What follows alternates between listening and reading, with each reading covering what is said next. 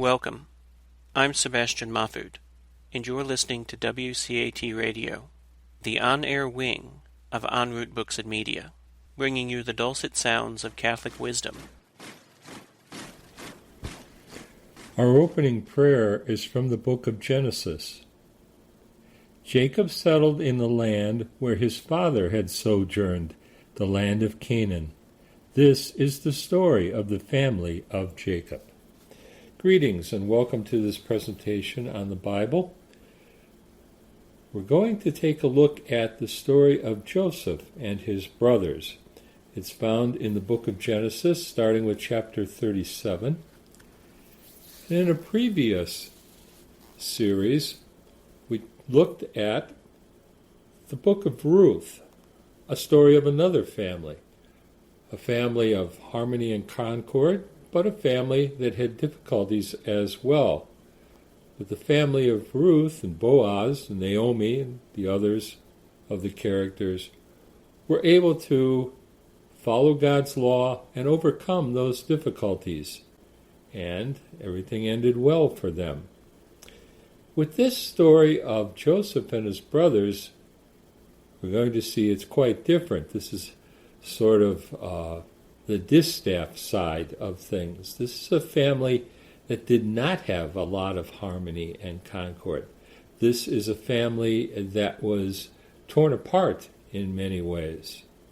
And yet still, this is an important family.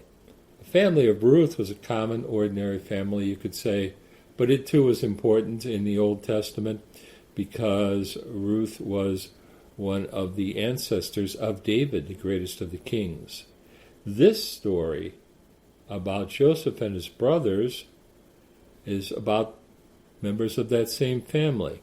Actually, the sons of Jacob. They become the 12 who are the ancestors of the 12 tribes of Israel.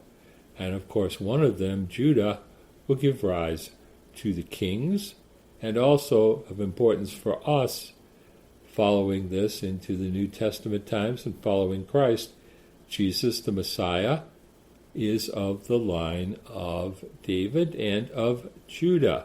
So it's about his ancestors as well. And as we go through this, we're going to spend some time in a preliminary way looking at some things that are important for this story before we ever actually get into the text of the story, but could also be very useful for any of your reading of just about anything of the narrative of the Old Testament. If any of the hearers of this are English majors, perhaps some of this will bring back memories of studying a text, the literary aspects of a text, whether it be in English or in any other language. Some of these things are common and universal all the way through. So even if you're not with a background in literature or that, you can understand this if you are tuned into it. Now, much of this is being taken from the work of J.P. Fackelman, and also, too, especially the work of Robert Alter, his book, The Art of Biblical Narrative. So if you want some more information, these are good sources. The text I'm going to be using is the New American Bible, but I'm also going to go back to the translation directly from the original Hebrew, because in the translation of the New American Bible, especially in the latest revision, it doesn't have quite the nuances that we need to look at for a better understanding of this story. As a matter of fact, there are differences, and I'll point out a couple of them, between different versions of the New American Bible itself, the earlier versions and the latest one. So bear with me on this. I'll try to explain it as I go through with it. So this is the story of a family, as the book of Ruth is a story of a family, but this is quite a different family. And if there's one lesson or theme that could be overarching through all of this, it might be simply the old saying, God writes straight with crooked lines. And so we're going to see all the difficulties, all the crooked lines within this family, if you will. But yet, this is the family from which will come the 12 tribes of Israel, from which will come the Messiah, and which will be, of course, the line of kings as well. And then Jesus Christ himself is of the group and is of the line of Judah, the king and Messiah of all the world. So it's important for us. It's very important in Jewish history. And we'll see that this is a family that has its problems for it. Now, what we need to do to pick up on some of this is to realize the artistry, the literary artistry of the author, of several authors really, who were the writers of the strands that are put together that make up what we have as our final text, and of a final redactor who brought those strands, those products of schools of thought together into the final narrative, edited them together, redacted them as we have it. So we have to see that artistry that's in there, because it will be important to be able to understand the message of the author. We need to read with a critical eye, but not in the sense of critical as always negative, but rather the idea of critical as a discerning eye. This is something Alter brings out in his book, to read with a discerning look at this, to pick up on different, very clear sometimes, and yet other times very implicit notes and references, cues and clues that the sacred author gives us.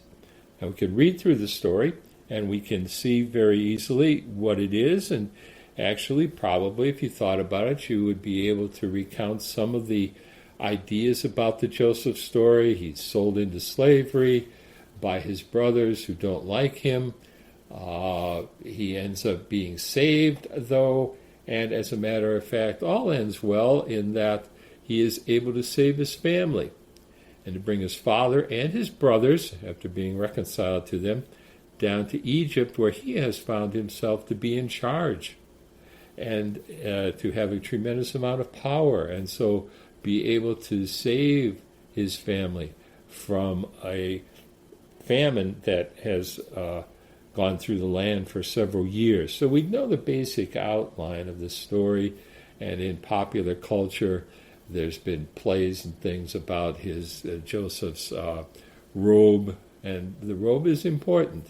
The clothing is important all through the story, not only Joseph's but others as well. So we have the basic outlines. We want to find out a little bit more about what's going on. Why did his brothers hate him so much? And what is going on there? How did he end up in all this power and authority down in Egypt, of all places? He was a foreigner to them. And, of course, in God's providence, it works out. He's in the right place at the right time to be the one to save his family, and therefore to save the chosen people. It also explains, how did the chosen people end up down in Egypt? And, of course, as the story continues on in the Old Testament, we find, of course, they themselves are all enslaved. And this leads up to Moses as their deliverer out of the slavery of Egypt in the Exodus. So how all of this comes together. Hopefully we won't be able to take all of that here, but at least the Joseph part for it. Now, the sacred author, those part as making part of the strands that make up this whole story, and the final redactor who put it all together. We don't have to parcel out all of it. That's for scholars and those who will do a more focused study upon this. But we're just going to take the final product as we have it and take a look at this. And it's important to remember that not only is there a tremendous importance about what is being said in the text, but also, and sometimes even more, how it is said. It's something that we have to get used to a little bit when we approach the Bible. Because in modern literature, an author may take pages of explanation about someone's motives or what's going on in the background or what the author's stance or point of view towards the characters are and such. In the text itself, in the Bible, it's much more sparse or economical in a sense. And so we've got to be ready and looking. We've got to pick up on cues from the author, because the author will not spell it out in so many words. It will not take verses upon verses to go into the psychology of things or the background or that of people's thinking. But yet very clearly the sacred author will tell us how he sees the situation. He gives us his commentary in the way that he describes things and what he puts in and what he leaves out. Think of it sort of like a murder mystery where the author doesn't tell us everything. We have to sort of figure things out for ourselves, and we have to let the story involve us, in a sense, draw us into itself. And that's happening here in the text. Now we know how it turns out. We know what's going to happen. We're familiar with the story. And we know some things that even others in the story themselves don't know, but that doesn't ruin it for us. Basically, we can say that there are 4 levels of knowledge or involvement, perhaps, or information that the author gives to us, the readers of the text. The first level, the most basic level, is that of the plot. The author has to tell us what's going on so that the story makes sense. We need some basic information. Who are the characters? Where is it happening? When's it happening? What are the events that are being related here? So a basic level of information.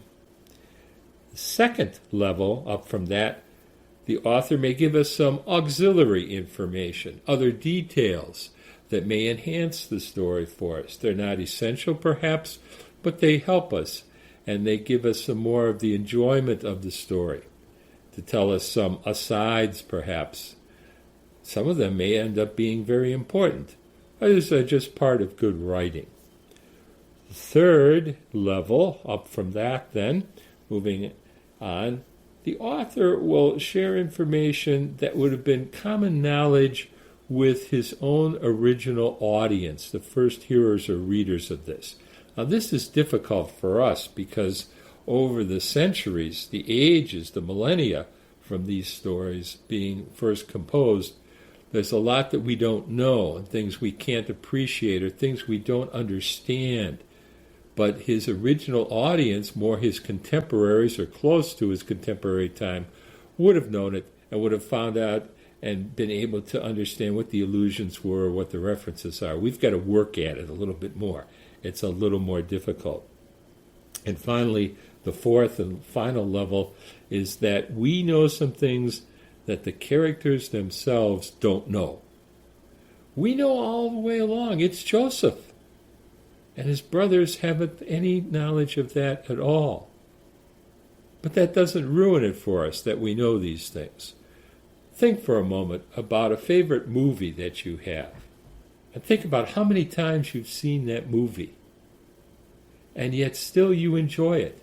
You know how it works out. You know what everything is about. You know what the final answer is if it's a mystery or something. But still you can enjoy it. Maybe as you see the movie succeeding times, you pick up on more things. Same thing if you're reading a good novel. You might, if it's one of your favorites, read it more than once. And you pick up on things those later times that you read it, that you missed maybe the first time around. Or you could savor certain things for it. It might be, like in going back to the example of your favorite movie, you might watch it with someone who's never seen it before and sort of watch them as they watch it and see it happen in front of them. And you know what's coming up, and you can enjoy it all the more. Again, having that knowledge ahead of time doesn't ruin it for you. it might actually make it more enjoyable.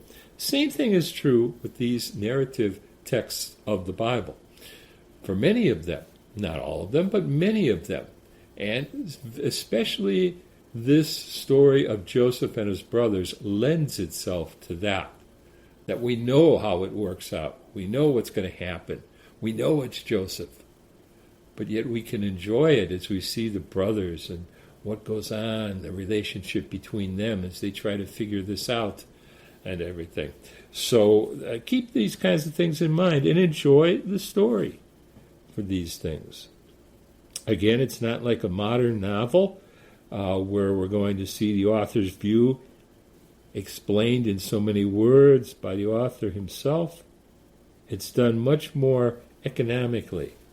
But yet we'll know where the author stands vis-a-vis these characters and the importance of that. This is great literature. It engages us. It makes us think a little bit.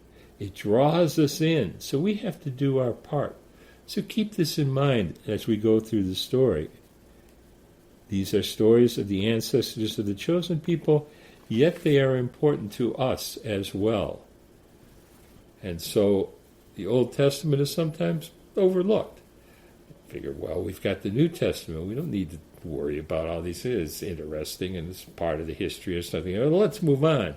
No, let's stop and wait for a moment and take a close look. So I would ask that as we go through this, I'm not going to read the entire text itself, but follow it along closely as we go through it. So you might want to stop listening to this for a while, to pause it for a little bit so that you can read over the text a little bit. Some people like to read it first and then listen to a commentary. Others would rather read it, hear the commentary, or hear the commentary first and then read it, or do both.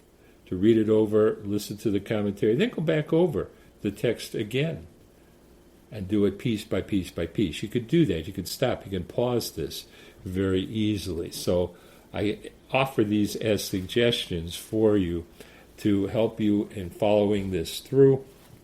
We're not going to go line by line, but sometimes kind of closely with it. And again, what I say as far as the text itself, in quoting the text, might be a little different from your Bible, but that's okay. That's not going to ruin things. I'll point out some things where a more literal, closer translation of the original Hebrew text will bring out what the author was trying to show. Translations, sometimes they don't do that. Things are lost in translation for that. But still, we can learn an awful lot, and we can enjoy an awful lot in these stories.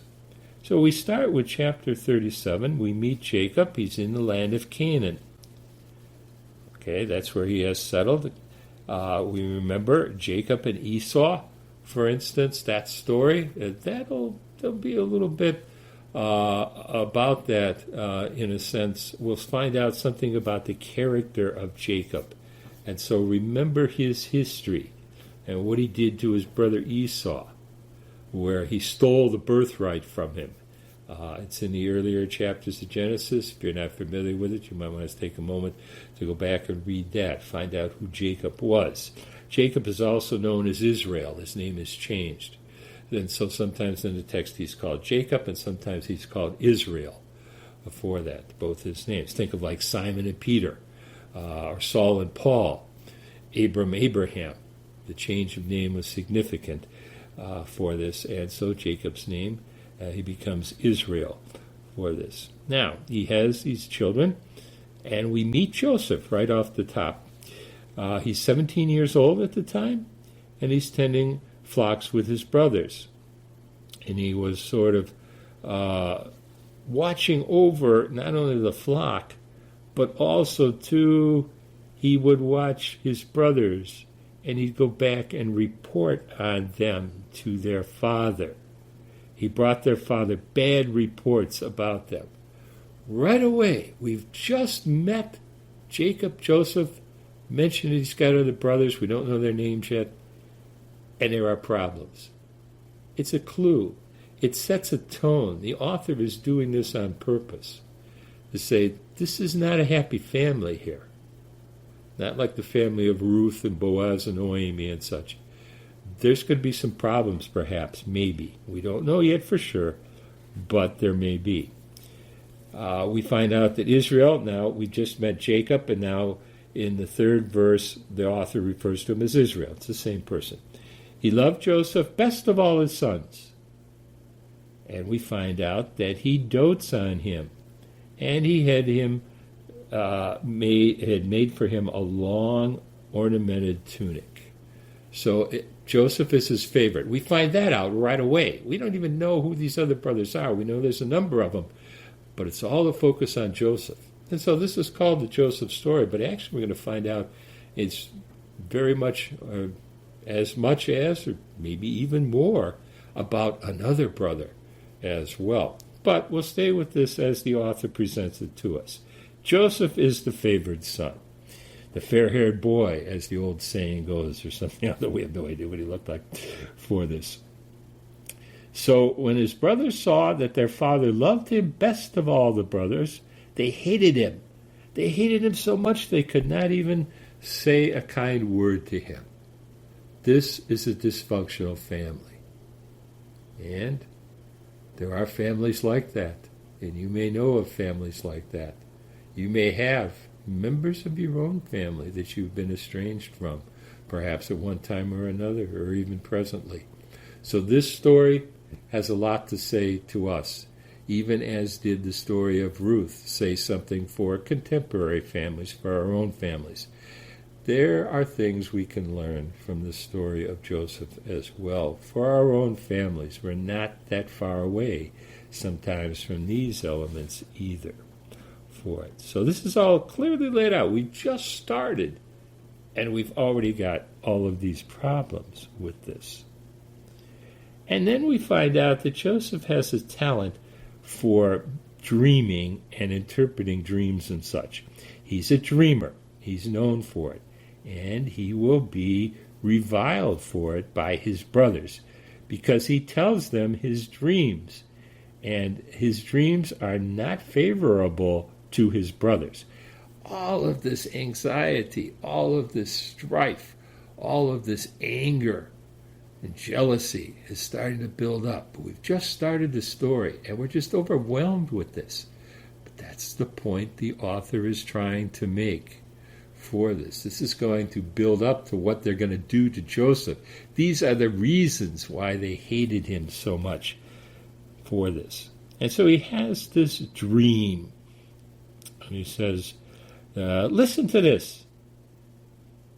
There we were, binding sheaves in the field, when suddenly my sheaf rose up to an upright position, and your sheaves formed a ring around my sheaf and bowed down to it.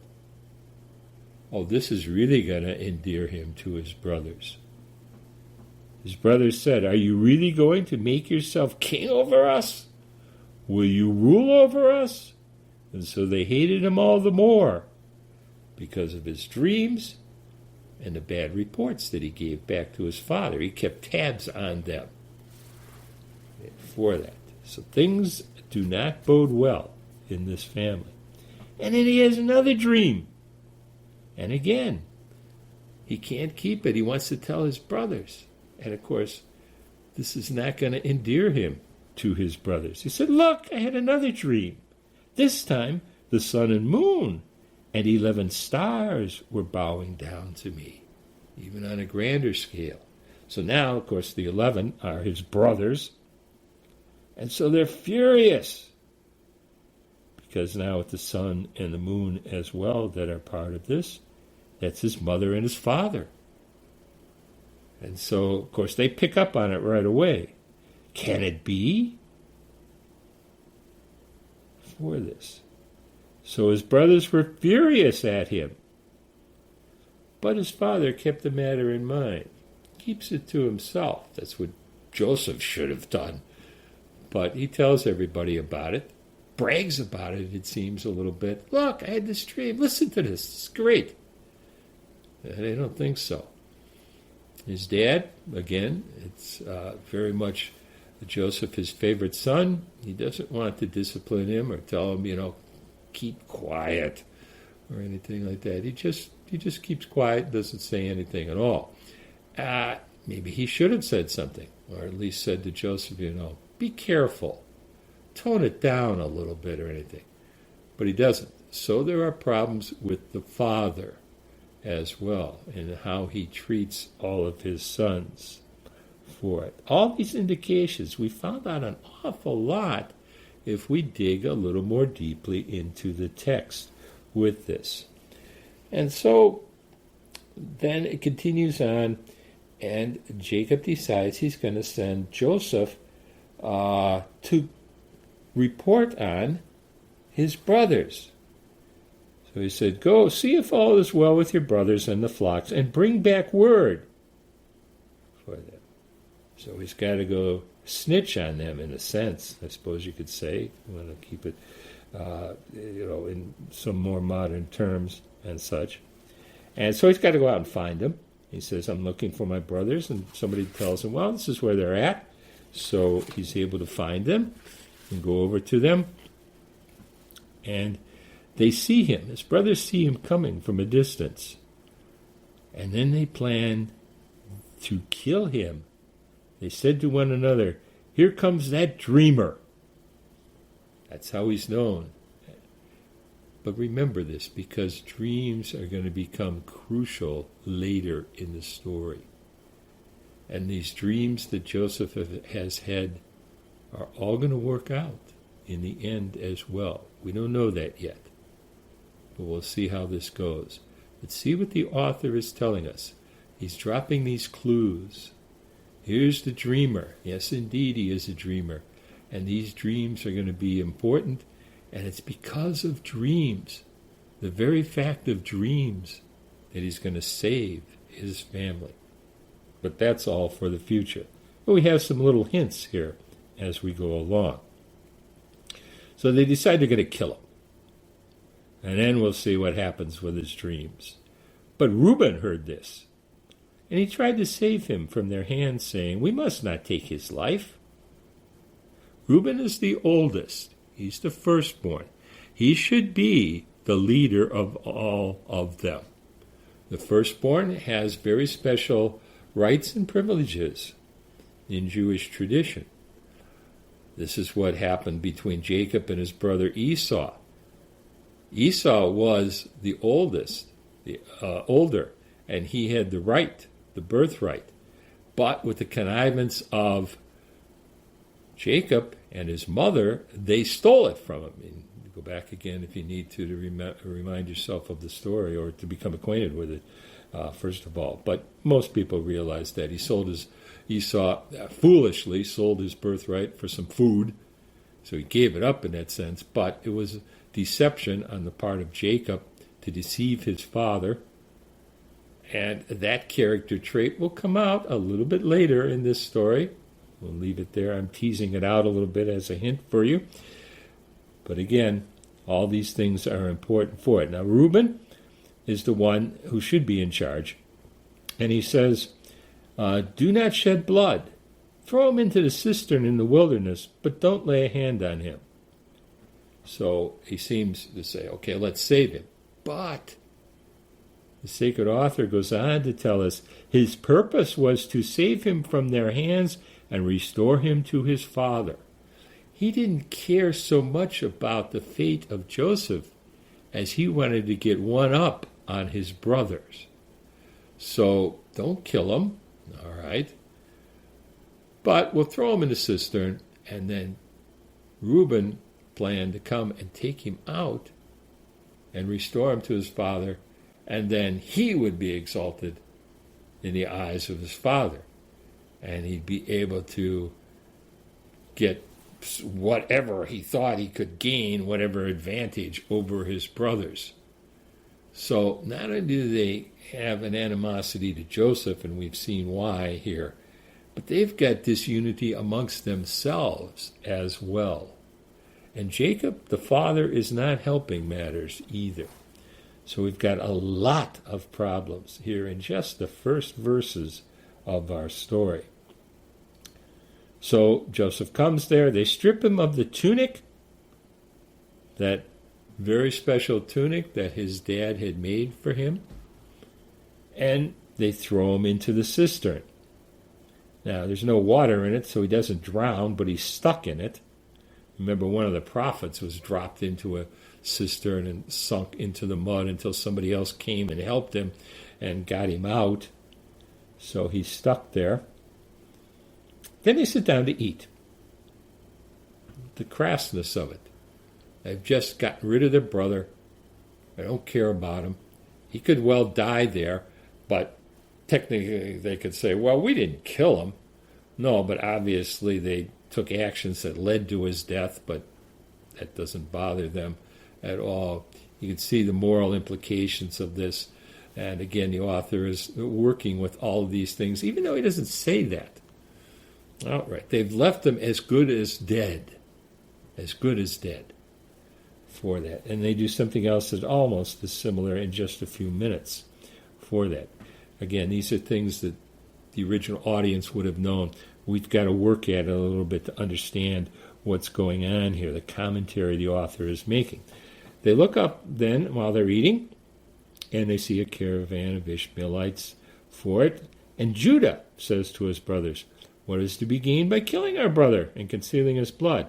We'll sell him to these Ishmaelites. Not only will they get rid of him, but they'll make a profit as well. This is great. Or so they think. With this, instead of doing away with him ourselves, which is interesting. They're going to sell him into slavery. For the Israelites, to sell one into slavery would mean then he was lost from his family. He was as good as dead. There was a certain amount of moral equivalency between selling a fellow Israelite into slavery and just killing him outright. He was lost to them. Not exactly the same, but close. The original audience would have understood these implications for it. We've got to think about it for a moment with this. Okay, so they sell him. So the Midianite traders are coming by, and they pull him out of the cistern, and they sell him, and he ends up in Egypt eventually. Okay, so Reuben goes back to the cistern and sees that Joseph is not in it. He tore his garments. There was a gesture of great anguish and grief for this. And especially he's upset because being the oldest, he's responsible in a way. He's responsible for all of his brothers.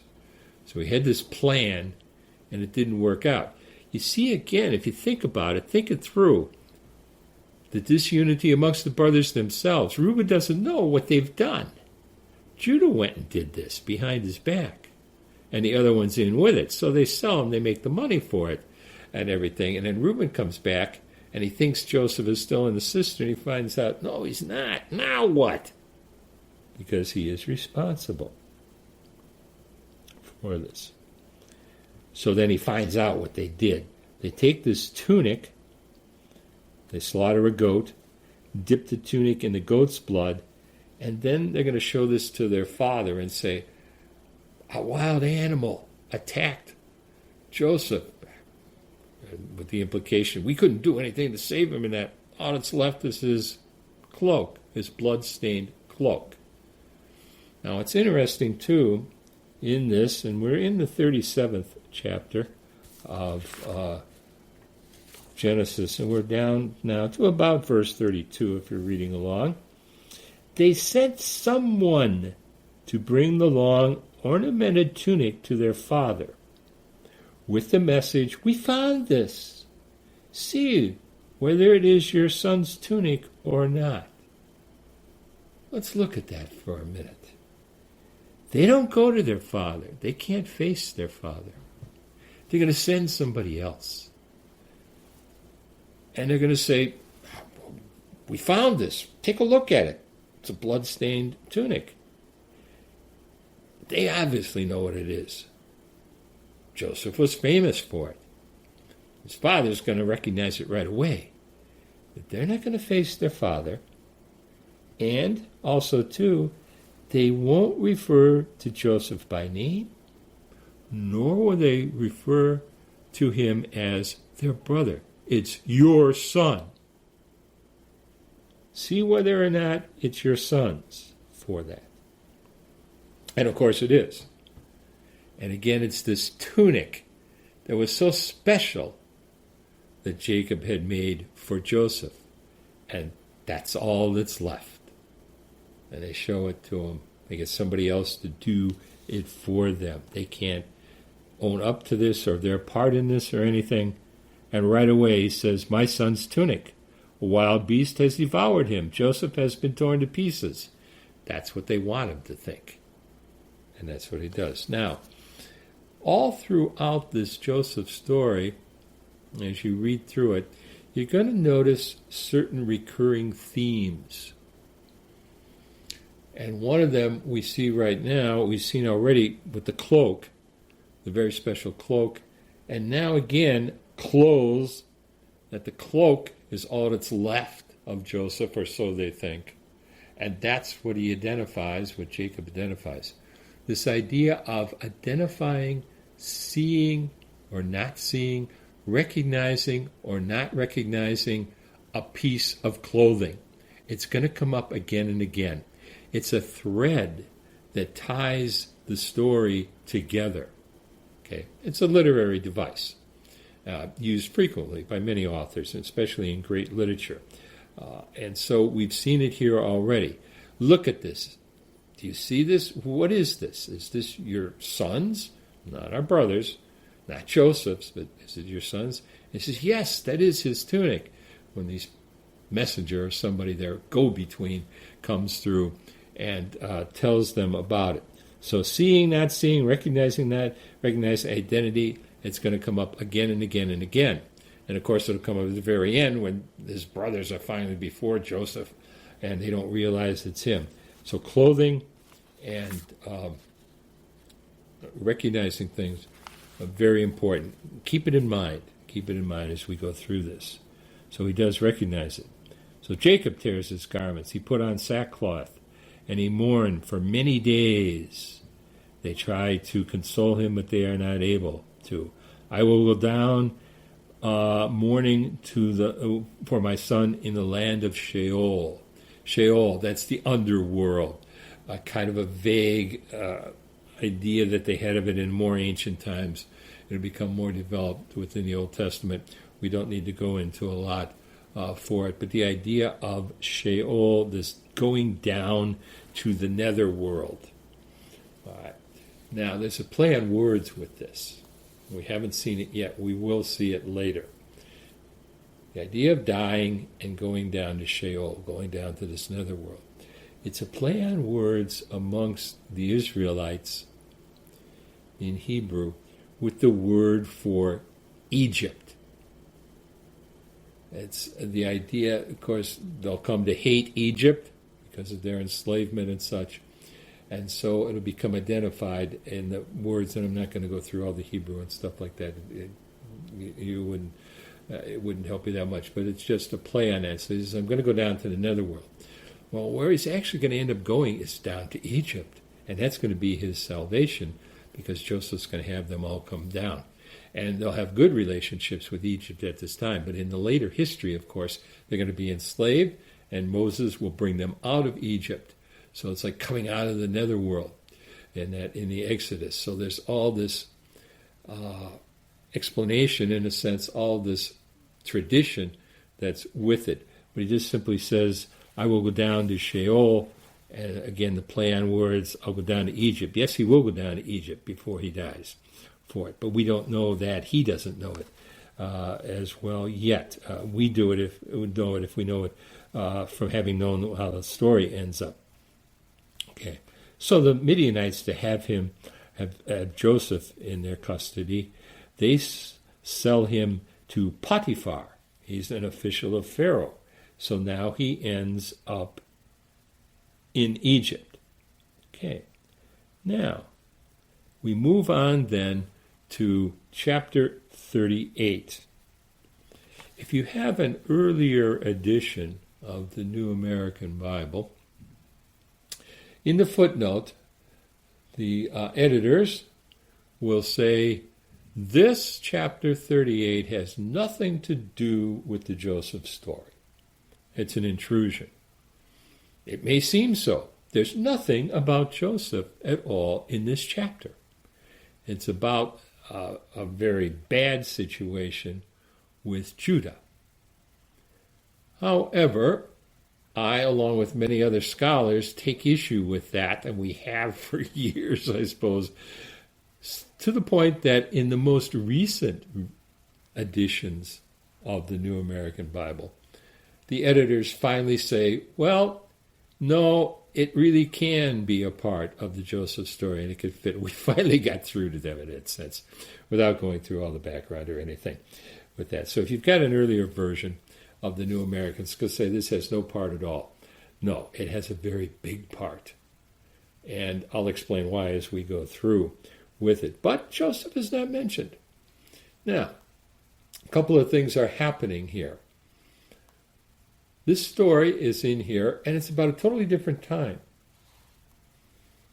And what it's doing on just a literary level is taking up time. It marks the passage of time that Joseph is in Egypt for some time. We don't know all of what's going on with him. We're going to find out some things about it. But he's growing. He's living in slavery. And it's showing that it's of some time. We don't know how long, but it would be perhaps for a few years. So this, at a literary level, fills in the time. But for the story, this is crucial because it gives Joseph a chance to grow up and develop and get established in Egypt, and we'll find out what's going on actually with him.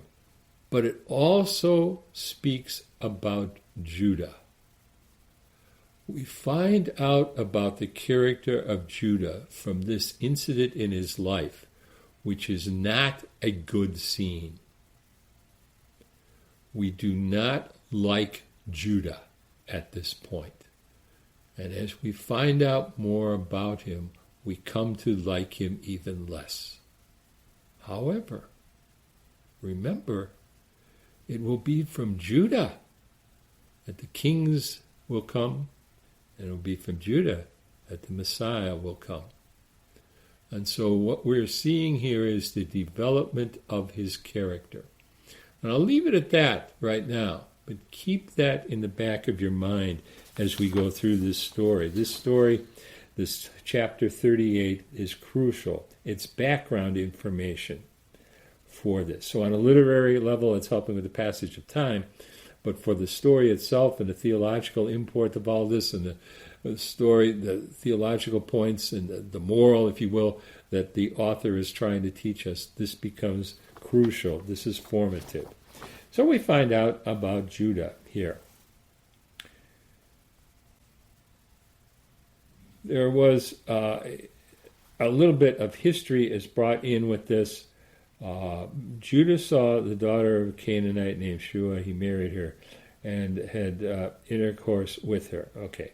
She conceived and bore a son whom he named Again she conceived and bore a son whom he named Onan. Then she bore still another son. All this. So what is history? What's going on? So we find out that something happened at Judah's firstborn, greatly offended the Lord. We don't know how and in what way. The Lord took his life. Now this is hard for us to understand, but that's how they thought of it.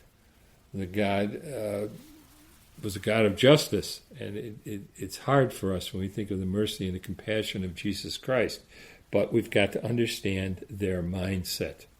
So they looked upon this. There was something that happened, and therefore this person died. They saw a cause and effect there that we would not see so easily. And it could be unsettling for us, no doubt about it.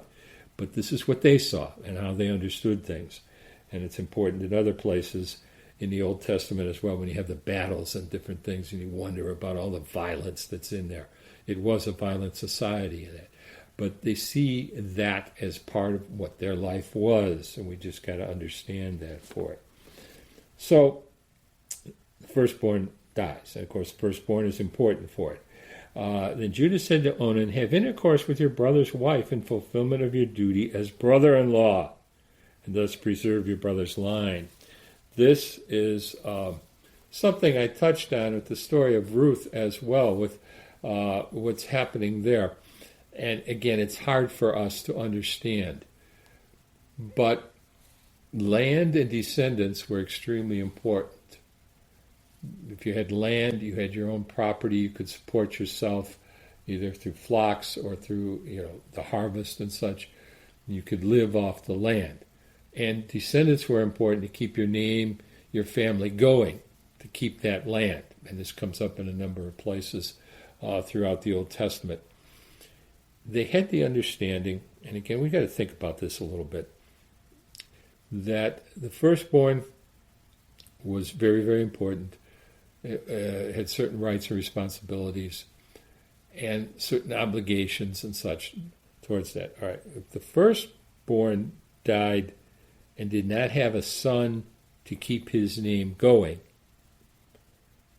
another one, the brother of the man who died, would step in for his dead brother and would have children by the dead brother's wife that would be considered legally children of that dead brother. Now that's hard for us to understand.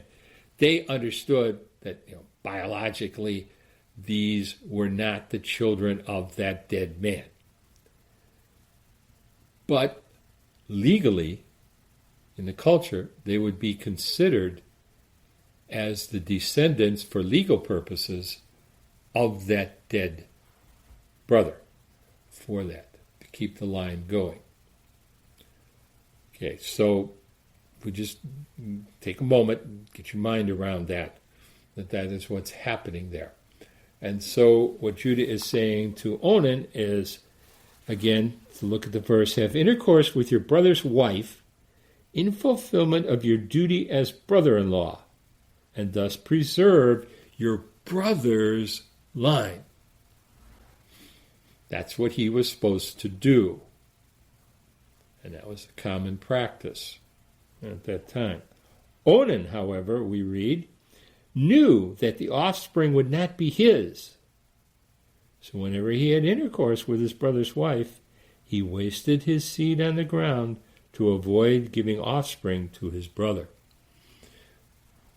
In times past, it isn't so much now in contemporary moral theology, but in times past in moral theology, this whole idea of wasting the seed, withdrawal is what it is, early withdrawal as a form of birth control, was given the name Onanism, after Onan. Modern theologians don't use the term in that sense.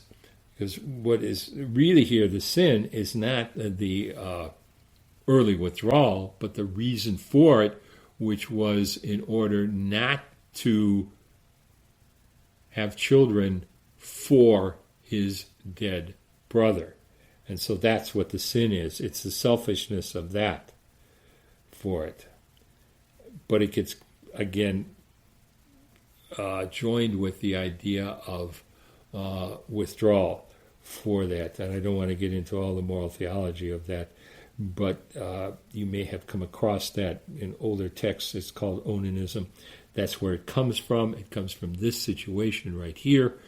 His sin was his disregard for his duty to his family, which was very, very important. And this is the way he did it, rather than just not have intercourse at all, or that he would fake it, in a sense, if you want to look at it that way, for it. And so what happens, Tamar is the widow, and she ends up without children, which would be very, very important to support her and for her protection and such. For this, there's a lot that's happening culturally here that we can't go through. And the text just goes on, presuming the audience, the original audience, knew all of this and what was going on here. we've got to dig a little deeper. But continuing on, the author tells us in verse 12, time passed. We don't know how long. I have no idea. And we do find, though, that Judah, in a sense, has just forgotten Tamar. He should have made sure that she had a husband and that there were children for keeping the line going and that, but also for her own protection and well-being and to take care of her and such. He just sort of disregards her altogether for that. So, Tamar finds out that your father-in-law, that would be Judah, is on his way up to Timnah to shear his sheep. So, she took off her widow's garments, clothing again, covered herself with a shawl, and having wrapped herself, sat down at the entrance to Enaim, which is on the way to Timnah. For she was aware that, although Shelah was now grown up, she had not been given to him in marriage. So Judah has just abandoned her. Judah sees her, and of course he hasn't had much contact with her, doesn't recognize her. There's that theme again. Recognizing, not recognizing, seeing, not seeing. He sees someone. He doesn't see who she is. He sees her, but he doesn't see her. He sees her, but he doesn't recognize her, however you want to phrase it. This will be crucial all the way through the Joseph story for this. He thought she was a prostitute. So he went over to her and said, "Come, let me have intercourse with you." For he did not realize, he didn't recognize that she was his daughter-in-law. And so she said, "What are you going to pay me?" And he says, "I'll give you a goat from the flock." Okay. But he doesn't have that goat there to give her right away. She knows not to trust him. So she says, "What will you pay me?" And he says, "A goat." And she says, "Provided you give me a pledge until you send it." So they agree this will happen. So Judah says, "What's the pledge? That I should leave you." She says, "Your seal and cord and the staff in your hand." He says, "Okay, fair enough." He'll give that pledge. Now, that seal, that cord, those were again almost like clothing. This whole idea of clothing, seeing or not seeing, they identified the person. The seal, staff, think of like a seal that's on a ring that you would put in sealing wax and make an impression if you were sealing a document. It identified the person. So say, medieval times or something like that, you put a wax seal on something and the king put his signet ring into the hot wax, the melting wax and such, and it put the seal on there. It identified very closely who this person was. And so he wants to have intercourse. He wants to lie with this woman that he thinks is a prostitute in a moment of passion. And she says, this is going to cost you. Well, okay, so he'll give one of the goats from the flock for it. Fine, they agree on that. But in the meantime, I want something, so that you just don't leave and forget all about it. So he's got to give something. So what does he do? He gives something very, very important. She's happy with that because she knows that he's going to come back and want those things back. And they're very important. And again, they identify him, and that'll become important a little further in the story. These are things that are going to happen here. It's in a moment of passion, and so he does it. He gives him up, and he has his fling with her, and she ends up becoming pregnant. So she has played a prostitute, basically. And the author tells us after she got up and went away, she took off her shawl and put on her widow's garments again. Now, Judah is good as his word here, interestingly enough. He sends the goat. doesn't do it himself. He gets a friend to do it for him.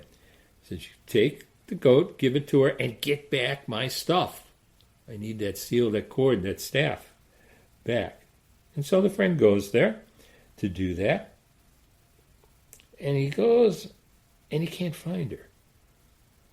So he asks the men of that place, where is the prostitute? Now, in the New American Bible, in the most recent translation, it just uses the word prostitute all the way through.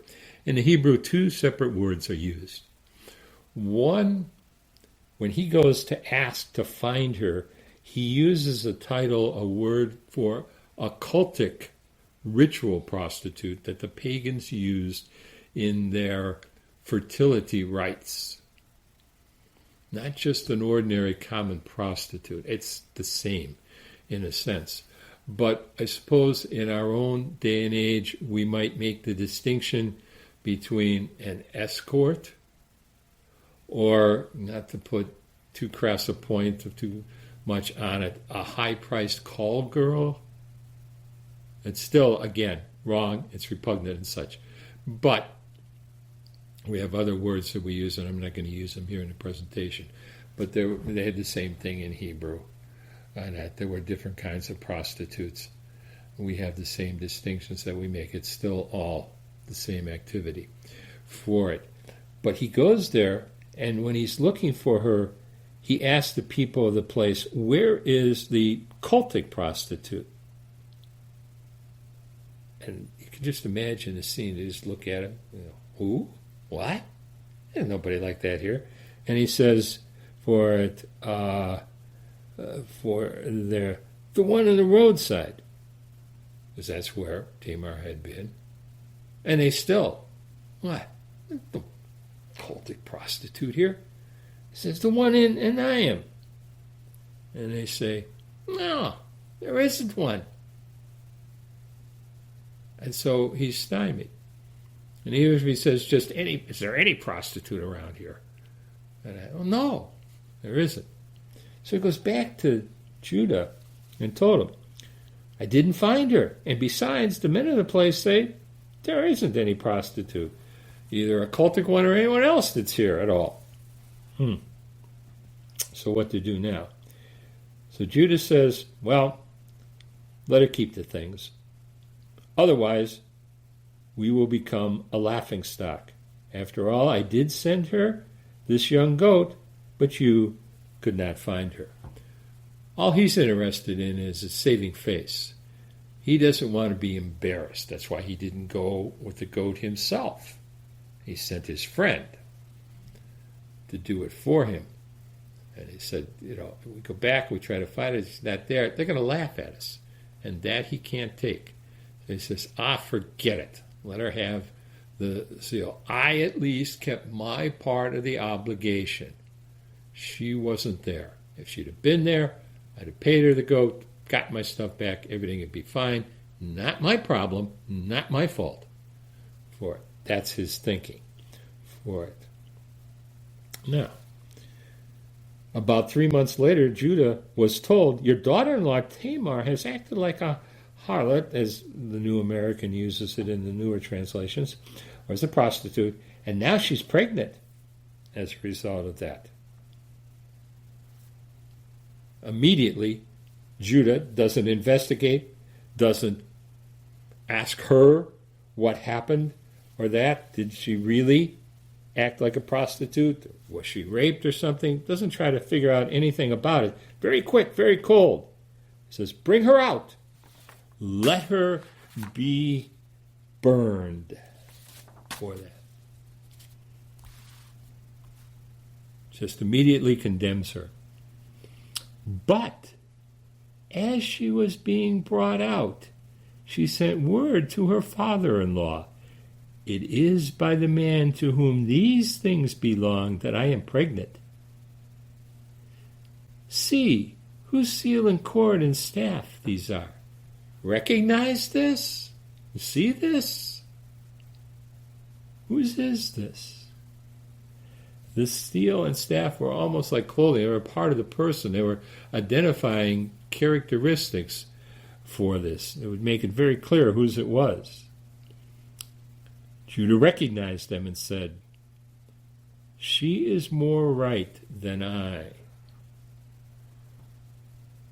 The modern latest translation of the New American says, "She is in the right more than I," or she is in the right rather than I. The Hebrew, it's more than I. She is more right than I. Notice that. Judah can't admit he's wrong or that he did it. I'm not wrong. I didn't do anything wrong. Rather, he says, she is more right than I. Can't say that he's wrong and she's right. Can't get that far yet. But he does realize he knows what he did. He knows he did wrong. But he doesn't want to admit that. And so he can't say, she's right, I'm wrong. He says, she is more right than I. For that. Very, very telling with that. Since I did not give her to my son Shelah, which caused the problem. The reason she did this was in order to get the attention of Judah. Of course, by becoming pregnant, which she perhaps most probably was not planning on either, we don't know. We don't know what Tamar's thought was. Did she know it was at a fertile time for her? Maybe, maybe not. We don't know. We have no idea. But at any rate, she certainly got Judah's attention. And he responds, and he realizes not that he did something wrong to her in the sense of treating her like a prostitute. But he didn't give his son to her in marriage that he should have done a long time ago for that. And the author makes it very clear he had no further sexual relations with her. He leaves her alone. All right. She has twins, as a matter of fact, and in the story of them, their birth, where one seems to come out first, and then the other one comes out first. Very important, again, who is actually the firstborn. That becomes very, very important for this. So we have that, and the chapter closes with that. And it gives their names, and of course this is important for Jewish history, not as much for us.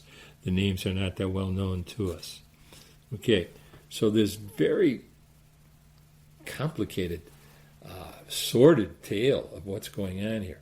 How does it fit in with Joseph, though? And Joseph is not mentioned in it at all. But Judah.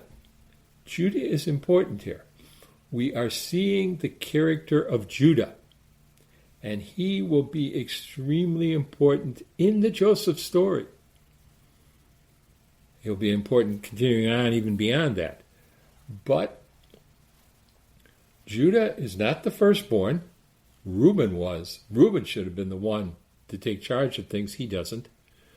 Judah can't get along with his brothers either. He's very strong-willed. He's very impetuous. He's very passionate in a sense, in a wrong sense, of that. He gives into his passions. He sees a prostitute and takes this opportunity. He can't admit that he was wrong. He wants to save face. He's a very proud, arrogant man. For that, he condemns her without giving her a chance to defend herself or explain or anything like that. He makes a very quick judgment. Just all these things. The more and more we see about Judah here, the more and more we don't like him. But as the story goes on, we're going to find a tremendous change in Judah.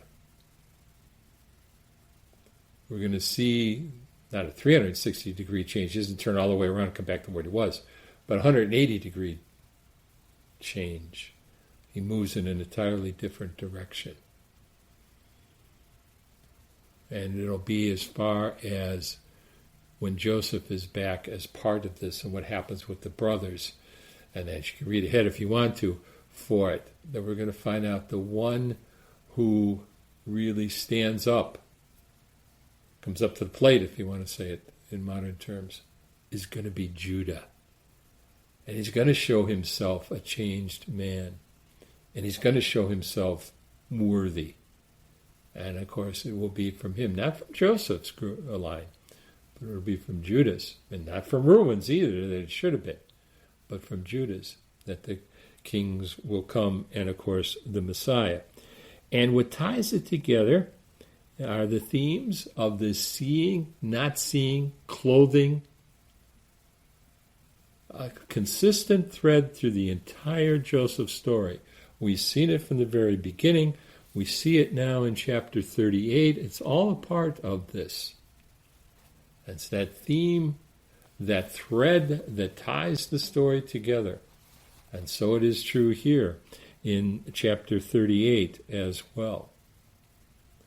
And so the seal, the cord, the staff is like his clothing, is a part of his things that identify him, just as the tunic identified Joseph and was known for it.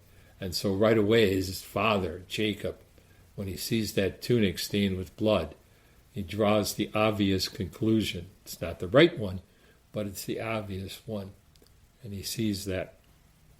And we're going to see it again on seeing and not seeing, obviously, when Joseph confronts his brothers as well. It's an overarching theme or thread, and it ties this chapter 38 very closely in. It takes some time, it has to pass some time, but it sets the scene in the sense of we find this character of who Judah was. And we're going to see as well, it's going to be important because it's going to be a contrast between Judah and how he reacted, and Joseph and how he reacts when he is confronted with sexual temptation. We see that Judah fell, moment of passion, took his own daughter-in-law for a prostitute. Joseph is going to find himself in another situation of temptation, and we're going to see what his reaction is. And so it'll put the two characters in relief between Judah and Joseph. And then we'll continue on more with Joseph, but also too with Judah as well in the next session. We hope you enjoyed the program and will join us back for another show on WCAT Radio. This is Sebastian Mahfood. Good day.